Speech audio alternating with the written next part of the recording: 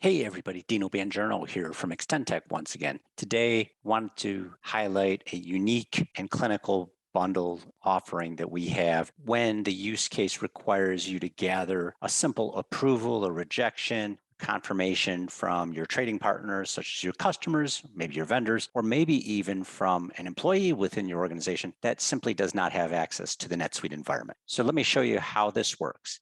Currently, I'm in the context of a sales order. If I scroll down under the communication tab, you'll notice under here, there's a series of custom fields that I've added that enable this approval process. And the key driver behind this is that checkbox, which is set on, which will generate approval links. And what that does is at the time that I create this transaction record, it has created two approval links, one for a customer to approve the transaction and one for them to reject. So how does that get used? Well, we can embed those links, which are bound distinctly to this sales order transaction, within your email templates that go out of NetSuite. We can also embed those links within your advanced PDF templates. So in the order acknowledgement itself, we can actually embed those buttons as well. So when we send that communication out to the customer, and here's the example of the templated email that they might get. And you'll notice embedded in that template near the bottom, there are two buttons that have been built in here, along with the prompt, do you approve of this order? This allows that customer to provide a response and give you that acknowledgement or that affirmation that everything's in order and things are ready to move forward.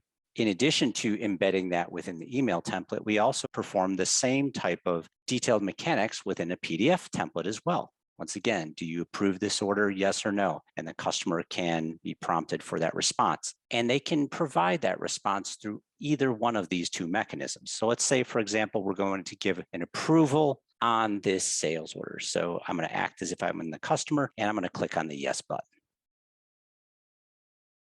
So once that response has been posted into NetSuite, the user gets a confirmation page letting them know that their response has been captured. If we go back into the NetSuite record, we'll close out that tab and we'll just perform another search for that sales order to refresh the data. And what you'll notice here is we've populated the necessary custom fields based on that customer's response. So we come back into that sales order, scroll down to the communication tab, and you'll notice the fields that we highlighted previously. Now we've got some values populated. You'll notice over here that the order has been approved and it was approved via email, and we could see the approval user over here. So this captures those data points, and as a result of those data points being captured, we can enable some automation. For example, we could potentially have had a workflow that says when the customer approves that we're going to execute the approve function natively in NetSuite and move this to pending fulfillment from pending approval. Another enablement that we did have going on here based on that response when it landed is we sent off and triggered a email notification to the sales rep or maybe the customer service rep who's managing the order to let them know that the customer has in fact confirmed or approved this order.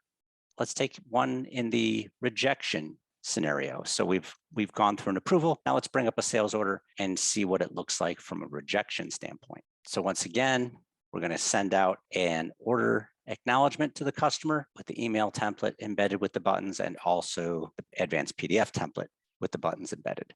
Once again, triggering out that email, customer receives that response. Let's send the response back, this time from within the context of the PDF form. So I'm going to scroll down to the bottom here and I'm going to say, no, I do not approve of this order. Okay, as a result of having initiated that rejection, I'm taken to this landing page where I'm then provided an area to provide some comments with regards to the rejection. And I'm just going to state that the incorrect quantities are specified. I'm going to post that information back. Once again, as that data has been posted to NetSuite, the user will receive this confirmation page letting them know that they've rejected that transaction. Going back inside the NetSuite ecosphere, recycling this order, we can see those data points having landed once again. Scrolling down to the communication tab, and there we are. There's our very simple automations that can be enabled to raise alerts, to streamline your workflows and of your order management process. If you found today's video helpful, useful, informative, I encourage you to please subscribe to our blog, follow us on social media, and continue to learn new ways in which you can leverage your NetSuite investment. Thanks for watching.